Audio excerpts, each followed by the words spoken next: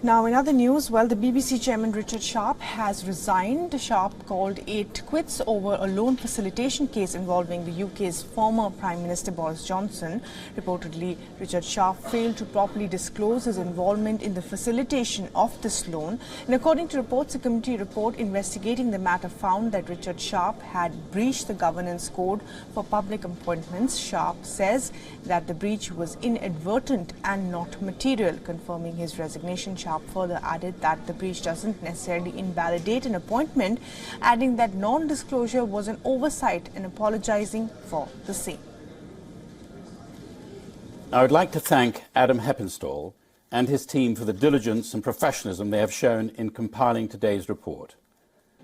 Mr. Heppenstall's view is that while I did breach the governance code for public appointments, he states very clearly that a breach does not necessarily invalidate an appointment. Indeed, I've always maintained the breach was inadvertent and not material, which the facts he lays out substantiate. The Secretary of State has consulted with the BBC board, who support that view. The chairman of the BBC further added that he did not play any role whatsoever in the facilitation arrangement of financing of the said loan for the former British Prime Minister. However, he accepted that he should have disclosed his role in setting up a meeting between Cabinet Secretary Simon Case and the businessman Sam Plith.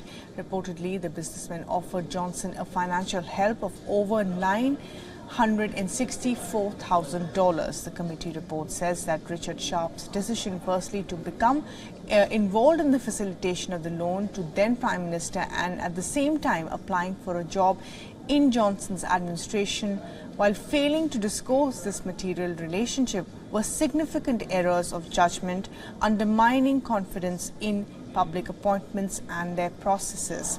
Sharp thanked BBC for the opportunity, adding that it was an honour to chair the BBC. Sharp will remain in chair till June, when his successor will be appointed.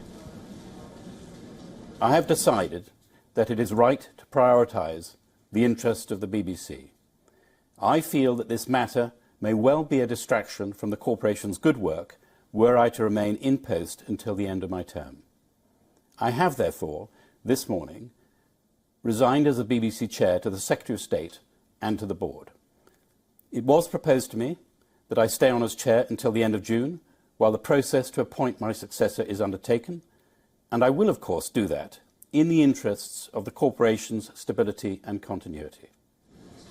Alex Izzat is joining us live from London for the very latest on this. And Alex, Richard Sharp saying that the breach was inadvertent and not material. How have these explanations been taken and looked at in the UK?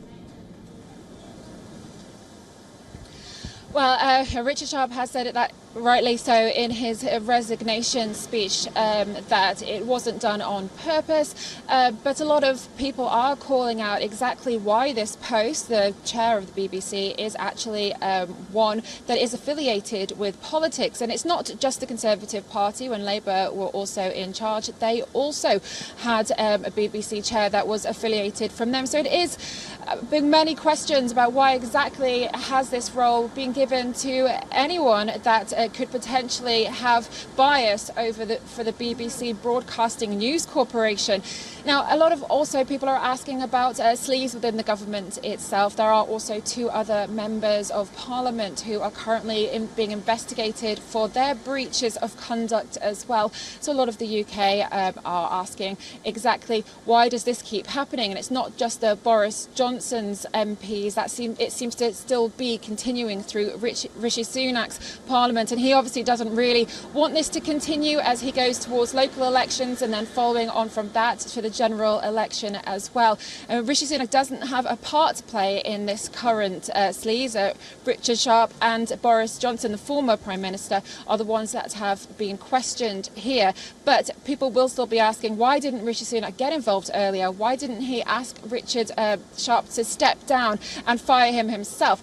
Sunak has spoken today that he wanted the investigation to go through the right processes, as he feels that he shouldn't have been taking charge. But a lot of Labour opposition and Lib Dems have been asking as well that Rishi Sunak needs to be a bit stronger when it comes to all of these responses and not just let the investigations roll on. It's been over 3 months since this started, and since then he hasn't really played a part, and Richard Sharp has been kept his job, and it looks like he will still be in that role until June, until another person is eventually chosen, and a lot of questions will be asking about their background. Right, Alex, thanks very much indeed for joining us with the very latest there.